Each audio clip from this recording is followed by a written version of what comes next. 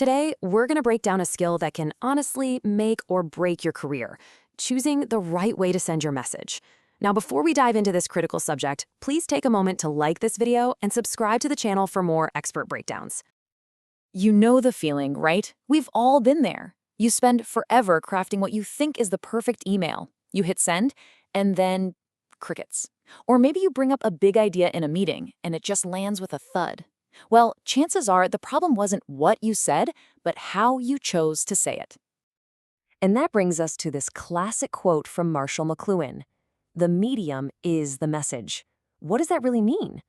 It means the channel you pick, the medium, is sending a powerful signal all by itself, long before anyone even gets to your actual words. So here's our plan. We're going to start with that core idea. Then we'll walk through the 3 main types of communication channels you have in your toolbox. And to wrap it up, we'll build a simple playbook so you can pick the right tool for the job every single time. Think about it like this. If you see an ad for a super high-end luxury watch in a glossy, exclusive magazine, it feels prestigious, right? Now, imagine seeing that same ad in a free local newspaper. It sends a totally different message. The channel itself sets the stage. A formal typed letter feels important, a quick text feels urgent and casual. All right, let's get into our toolkit. First up is the heavyweight champion, the most powerful and personal channel we have. This is when you are right there with the other person, whether it's in the same room or screen to screen. We're talking about communication in full, high definition. You can see the flicker of understanding in their eyes, you can read their body language, you can hear the subtle tone shifts in their voice. You get the whole picture. And this can be anything from that one-on-one performance review with your manager to a high-stakes board meeting, a big presentation in front of a crowd, or even a video call that gets the whole team together from different corners of the world. So here's the deal, the big trade-off. On the one hand, the advantage is huge. You get all those rich, nonverbal cues and instant feedback. It's amazing for building trust or sorting out a complex problem. But the downside? It's expensive. It costs a ton of time, sometimes money, and just the sheer effort of getting everyone in one place. Okay, but what happens when you need that back and forth, that immediate conversation, but you just can't be in the same room? Well, that's where our next set of tools comes into play. This is all about real-time interaction, but you lose the visual part of the equation. You've still got the words, you might have the tone of voice, but all that body language, it's gone. You know these. We're talking about the workhorses of modern business, right? A good old-fashioned phone call, a group audio conference, or even a quick back and forth on instant messenger. It's all about talking right now, without the travel. And the upside here is pure efficiency. These channels are fast, they're cheap, and you can reach pretty much anyone, anywhere. But, and it's a big but, that efficiency comes at a price. It's really hard to keep someone's full attention on a long conference call. And let's be honest, email can feel pretty impersonal and isn't the most secure. All right, let's move on to the final tool in our communication kit.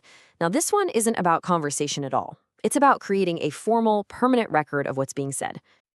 Think of this as communication that's literally set in stone. It's a one-way street. You are sending information out that is meant to stand on its own as a definitive statement, not to kick off a quick chat. So what are we talking about here? Well, it's all the official stuff that makes a business run. Things like formal letters, super detailed reports, company-wide memos, and public notices. The paperwork, basically. So the purpose here is crystal clear. Do you need to be formal? Do you need to document a ton of complex info? Do you need a paper trail that can be referenced later? Then written channels are your absolute best friend, even if they're slow and don't have that personal touch. If you are finding this detailed analysis helpful, a quick like and subscription helps us create more in-depth learning resources like this. Okay, so now you know the tools in the toolkit, but how do you actually decide which one to pull out and when? Well, that's where the playbook comes in, and it really just boils down to asking yourself a couple of really simple questions about what you're trying to achieve. So first question to ask yourself, what's the goal here? Am I trying to negotiate a tricky situation? Am I trying to smooth over a conflict? Or maybe build some real trust with a new teammate? If the answer to any of those is yes, then you need that human element. And that means your best bet is without a doubt face-to-face. Being able to see someone's reaction and hear the nuance in their voice is just unbeatable for handling sensitive topics and really building a connection. All right, next question. Think about the situation. Are we talking about something with legal implications, an official contract, a major company announcement? Is this something you might need to prove you sent weeks, months, or even years down the line? If that's the case, then written channels are the only way to go. For things like communicating with a government agency, sending out an official offer letter, or documenting meeting minutes, you absolutely have to have that permanent black and white record.